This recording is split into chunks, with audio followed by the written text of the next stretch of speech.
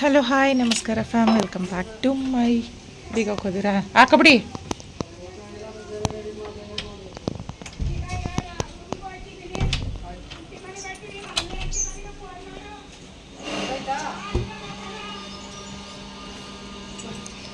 ಅಲ್ಲಿ ತಾನು ನೋಡಿ ಕೂಗಿ.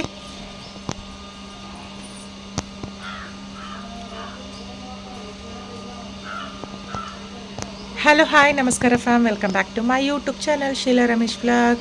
ಸೊ ಫ್ಯಾಮ್, ಇದು ಬಂದು ಸಂಡೇ ವ್ಲಾಗ್ ಆಗಿರುತ್ತೆ. ಸಂಡೇ ಆ್ಯಸ್ ಯೂಶ್ವಲ್ ಇವತ್ತು ಶಿವರಾತ್ರಿ ಹಬ್ಬ ಇರೋದ್ರಿಂದ ಕೆಲಸ ಎಲ್ಲ ಮುಗಿಸಿ, ಮನೆಯಲ್ಲಿ ಪೂಜೆ ಎಲ್ಲ ಮುಗಿಸಿ ದೇವಸ್ಥಾನಕ್ಕೂ ಕೂಡ ಹೊರಟಿದ್ದೀನಿ. ಇವಾಗ ಹೋಗಿ ಪೂಜೆ ಮಾಡಿಸ್ಕೊಂಡು ಬರಬೇಕು. ಮೊದಲನೇದಾಗಿ ಎಲ್ರಿಗೂ ಕೂಡ ಮಹಾಶಿವರಾತ್ರಿ ಹಬ್ಬದ ಆರ್ಥಿಕ ಶುಭಾಶಯಗಳು. ಆ ಶಿವನ ಅನುಗ್ರಹ ಎಲ್ಲರ ಮೇಲೂ ಇದ್ದು ಎಲ್ರಿಗೂ ಒಳ್ಳೆಯದಾಗಲಿ ಅಂತ ಹೇಳ್ತಾ ಇವತ್ತಿನ ಒಂದು ಬ್ಲಾಗ್ನ ಸ್ಟಾರ್ಟ್ ಮಾಡ್ತಾಯಿದ್ದೀನಿ. ಸೊ ಯಾರಾದರೂ ನನ್ನ ಚಾನಲನ್ನು ಸಬ್ಸ್ಕ್ರೈಬ್ ಮಾಡ್ಕೊಂಡಿಲ್ಲ ಅಂತಂದರೆ ಪ್ಲೀಸ್ ಮೊದಲು ಹೋಗಿ ನನ್ನ ಚಾನಲನ್ನು ಸಬ್ಸ್ಕ್ರೈಬ್ ಮಾಡ್ಕೊಳ್ಳಿ. ಹಾಗೆ ಈ ವಿಡಿಯೋ ನಿಮಗೆ ಸ್ವಲ್ಪನಾದರೂ ಇಷ್ಟ ಆದರೆ ಲೈಕ್ ಮಾಡಿ, ಶೇರ್ ಮಾಡಿ ಆ್ಯಂಡ್ ಕಮೆಂಟ್ ಮೂಲಕ ಹೆಂಗೆ ಬಂತು ಅಂತ ತಿಳಿಸೋದನ್ನು ಮರಿಬೇಡಿ. ಇವಾಗ ದೇವಸ್ಥಾನಕ್ಕೆ ಹೊರಡೋಣ, ಸಿಗ್ತೀನಿ. ಎಲ್ಲೂ ಕೂಡ ಮಿಸ್ ಮಾಡಿದೆ, ಸ್ಕಿಪ್ ಮಾಡಿದೆ, ನೋಡ್ತಾ ಇರಿ ಶೀಲಾ ರಮೇಶ್ ವ್ಲಾಗ್. ಇಳಿ, ತಿರುಗಿಸು ಗಾಡಿನ.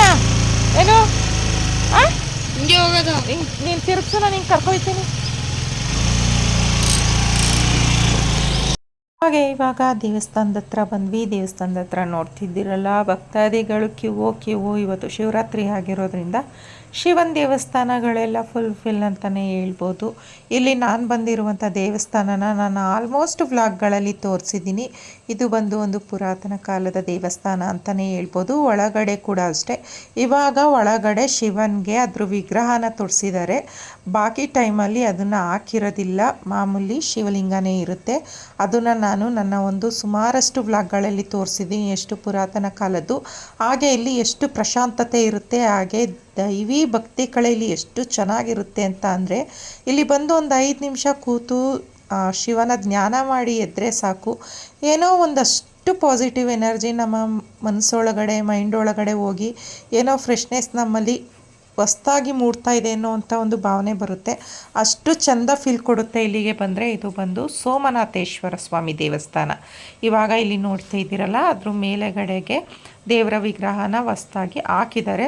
ಅದು ಬಿಟ್ಟರೆ ಬಾಕಿ ಟೈಮಲ್ಲಿ ಆ ಶಿವಲಿಂಗನೇ ಇರುತ್ತೆ. ತುಂಬ ಅಂದರೆ ತುಂಬಾ ಪುರಾತನ ಕಾಲದ ಶಿವನ ದೇವಸ್ಥಾನ ಇದು, ಸೋಮನಾಥೇಶ್ವರ ದೇವಸ್ಥಾನ.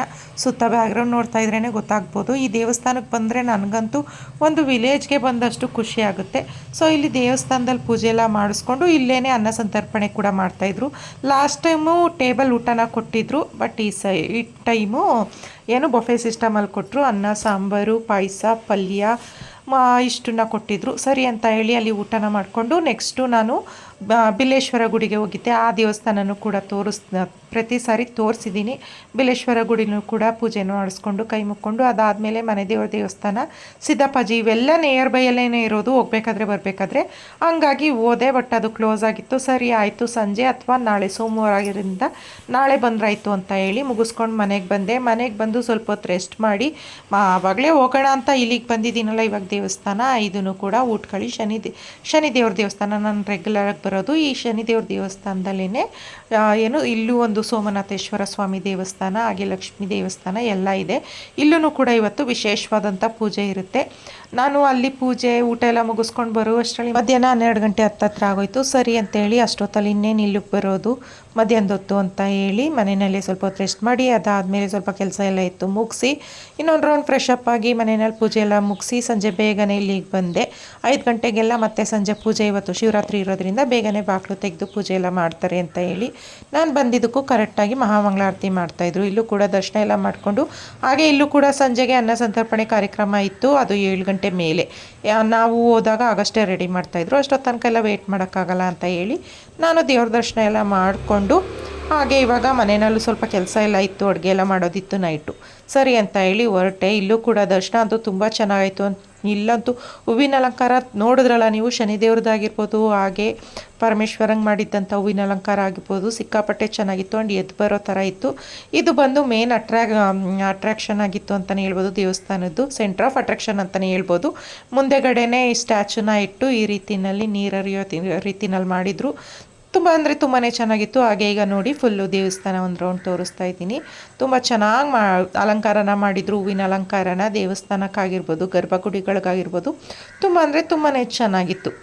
ಇವಾಗ ಇಲ್ಲಿ ದರ್ಶನ ಎಲ್ಲ ಮುಗಿಸ್ಕೊಂಡು ಈಗ ನೆಕ್ಸ್ಟು ನಾನು ಮನೆಗೆ ಹೋಗಿ ಮನೆಯಲ್ಲಿ ರೈಟು ಅಡುಗೆ ಎಲ್ಲ ಮಾಡೋದಿತ್ತು.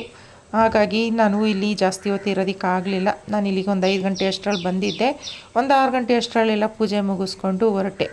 ಮನೆಗೆ ಹೋಗಿ ಅಡುಗೆ ಮಾಡಿ ಮಾಮೂಲಿ ಇದ್ದಿದ್ದೆ ಕೆಲಸ ಅಲ್ವಾ. ಹಬ್ಬ ಅಂತಂದರೆ ಸ್ಪೆಷಲ್ ಏನಾದರೂ ಮಾಡಬೇಕು ಅಂತ ಹೇಳಿ ಮಾಡ್ತಾಯಿದ್ದೆ. ಬೆಳಗ್ಗೆನೇ ಖೀರ್ ಮಾಡಿದ್ದೆ. ಇವಾಗ ಅನ್ನ ಮತ್ತು ಬೇಳೆ ಸಾಂಬಾರು ಮಾಡಿ ಸ್ವಲ್ಪ ಅಪ್ಪ ಕೊಡೋ ರೀತಿನಲ್ಲಿ ಮಾಡ್ತಾಯಿದ್ದೀನಿ. ಇಷ್ಟಾಗಿತ್ತು ಇವತ್ತಿನ ಒಂದು ಮಹಾಶಿವರಾತ್ರಿ ಹಬ್ಬದ ಬ್ಲಾಗ್.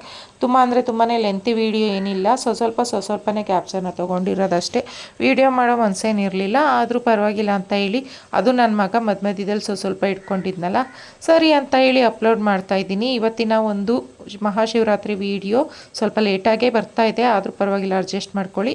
ಈ ಒಂದು ವೀಡಿಯೋ ನಿಮಗೆ ಇಷ್ಟ ಆಗಿದ್ದರೆ ಲೈಕ್ ಮಾಡಿ, ಶೇರ್ ಮಾಡಿ, ಆ್ಯಂಡ್ ಕಮೆಂಟ್ ಮೂಲಕ ನನ್ನ ವೀಡಿಯೋಸ್ಗಳು ಹೆಂಗೆ ಬರ್ತಿದೆ ಅಂತ ತಿಳಿಸೋದನ್ನು ಮರಿಬೇಡಿ. ಮತ್ತು ನಾನು ನಿಮಗೆ ನೆಕ್ಸ್ಟ್ ವೀಡಿಯೋಲಿ ಸಿಗ್ತೀನಿ ಅಂತ ಹೇಳ್ತಾ ಈ ಒಂದು ವೀಡಿಯೋಗೆ ಈಗ ಹೇಳ್ತಾ ಇದ್ದೀನಿ ಟಾಟಾ ಬಾಬಾ ಆ್ಯಂಡ್ ಲವ್ ಯು ಆಲ್. ಇನ್ನೊಂದು ಸಾರಿ ಕೇಳ್ತಾ ಇದ್ದೀನಿ, ಆದಷ್ಟು ನನ್ನ ಚಾನಲನ್ನು ಸಬ್ಸ್ಕ್ರೈಬ್ ಮಾಡ್ಕೊಳ್ಳಿ. ವೀಡಿಯೋ ಸ್ವಲ್ಪನಾದರೂ ಇಷ್ಟ ಆದರೆ ಪ್ಲೀಸ್ ಲೈಕ್ ಮಾಡಿ ಅಂತ ಕೇಳ್ಕೊಳ್ತಾ, ಮತ್ತು ಆದಷ್ಟು ನನ್ನ ಕೈಲಾದಷ್ಟು ಒಳ್ಳೊಳ್ಳೆ ವೀಡಿಯೋಗಳನ್ನ ಕೊಡ್ತೀನಿ ಅಂತ ಹೇಳ್ತಾ ಇವತ್ತಿನ ವೀಡಿಯೋಗೆ ಈಗ ಸದ್ಯಕ್ಕೆ ಹೇಳ್ತಾ ಇದ್ದೀನಿ ಟಾಟಾ ಬಾಯ್ ಬಾಯ್ ಅಂತ.